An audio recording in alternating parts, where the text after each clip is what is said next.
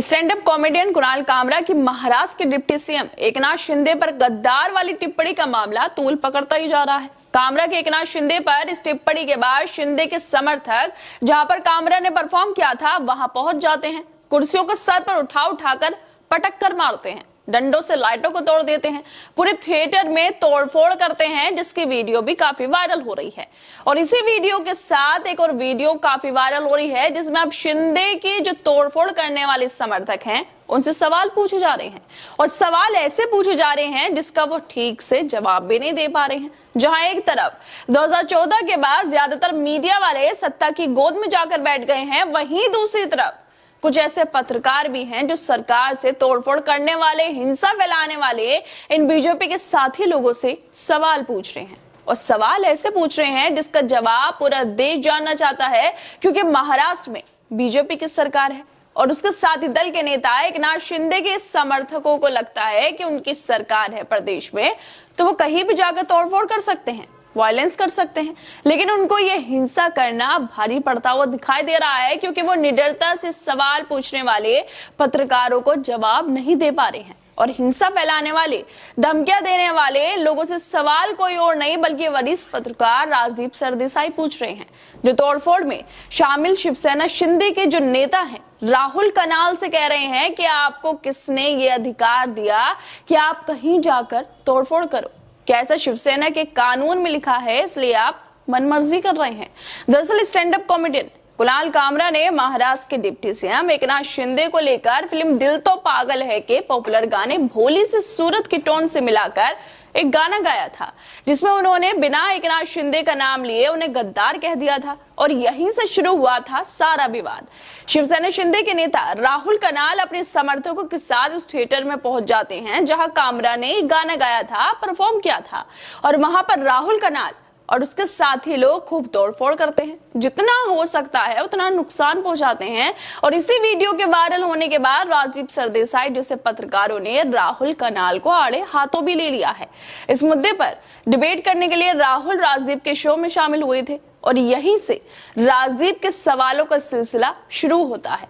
राजदीप राहुल से पूछते हैं कि आप उस कॉमेडी क्लब को तोड़ने की जिम्मेदारी लेते हैं, आप वहां गए, आपकी वीडियो है वहां की, आप और आपके सपोर्टर्स कॉमेडी क्लब गए और वहां तोड़फोड़ की, और फिर आपने कुणाल कामरा को धमकियां दी कि अगर कामरा मुंबई में आए तो आप उनकी हड्डियां तोड़ देंगे। राजदीप के सवाल पर राहुल कहने लगते हैं कि मैं इस घटना की पूरी जिम्मेदारी लेता हूं, यह हमारी भावना का ही क्लियर एक्शन था, और कानून के तहत मुंबई पुलिस ने 12 घंटे के अंदर मुझे मिलाकर मुकदमा चलाया और मैं यहाँ पर हूँ आपके सामने। राहुल के इस जवाब के बाद राजदीप पूछते हैं कि तुम पूरी जिम्मेदारी ले रहे हो इस घटना की तोड़फोड़ करने की, क्या आपको पता है कि ये कानून के खिलाफ है? आपको किसने अधिकार दिया? आपकी भावनाएं आहत हो सकती हैं, लेकिन आपको ये अधिकार किसने दिया कि आप किसी के प्रॉपर्टी को तोड़ दें?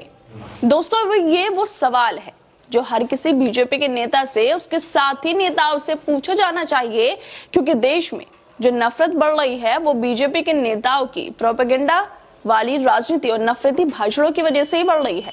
इनके नेता भाषण देकर निकल जाते हैं और कुछ जरूरत से ज्यादा बुद्धि रखने वाले लोग सड़कों पर हिंसा फैलाते फिरते हैं। उन सब लोगों से ये सवाल होना चाहिए, क्या ये लोग कानून से भी ऊपर हैं? कौन सा कानून इन्हें ये अधिकार देता है कि तोड़फोड़ करे, हिंसा फैलाएं? यही सवाल राजदीप ने राहुल से भी पूछ लिया उनकी तोड़फोड़ की वीडियो सामने आने के बाद। इस सवाल पर राहुल कहने लगते हैं कि थिएटर के बारे में बताने लगते हैं कि हमने परमिशन ली थी, हमने परमिशन लेने की कोशिश कर रहे थे हम लोग, लेकिन हमें परमिशन नहीं मिली, और मैं दूसरी तरफ एक भावुक शिव सैनिक भी हूँ। राहुल के इस जवाब पर राजदीप कहते हैं कि आपकी भावनाएं आपको अधिकार नहीं देती कि आप हिंसा करें।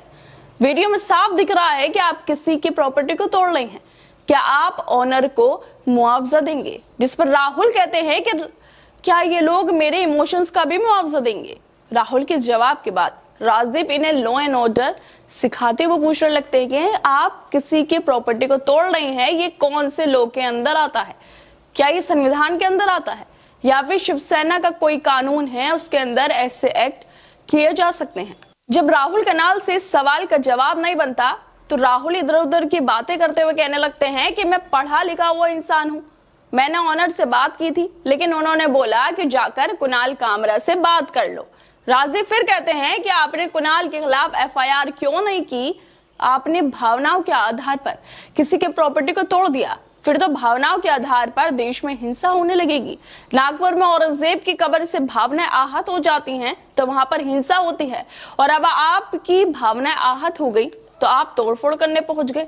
ये देश ठोकशाही से नहीं चलेगा।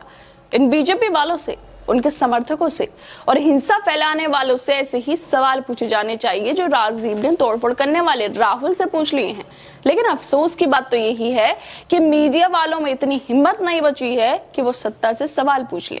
राजदीप की इस वायरल होती वीडियो के बाद रोहिणी सिंह जो पत्रकार है वो राजदीप की तारीफें करते हुए लिखते हैं कि राजनीतिक पार्टियों में शामिल इन जैसे लोगों से ऐसे ही सवाल होने चाहिए। Well done. रोहिणी सिंह के राजदीप की तारीफों के बाद राजदीप इसको रिट्वीट करते हुए तंज कसते हुए लिखते हैं कि रोहिणी सिंह, अब मुझे उम्मीद है कि कोई भी अपनी आहत भावनाओं की वजह से मेरा घर तोड़ने नहीं आएगा। वैसे इन लोगों की भावनाएं यूं ही हर्ट हो जाती हैं, लेकिन इनकी भावनाएं मणिपुर में क्या हुआ तब हर्ट नहीं होती। किस देश में बेरोजगारी बढ़ती जा रही है, भूखमरी बढ़ रही है, इससे इनकी भावनाएं हर्ट नहीं होती। लेकिन जब बात लाइमलाइट लेने की होती है, राजनीति करने की होती है, तो इनकी भावनाएं एकदम हर्ट हो जाती हैं। देश में क्या हो रहा है, देश किस तरफ जा रहा है, लोग अंतरिक्ष से वापस आ रहे हैं और भारत में डंडों को लेकर अपना धर्म बचाया जा रहा है। धर्म के नाम पर हिंसा फैलाई जा रही है, जो बेहद चिंता और अफसोस की बात है।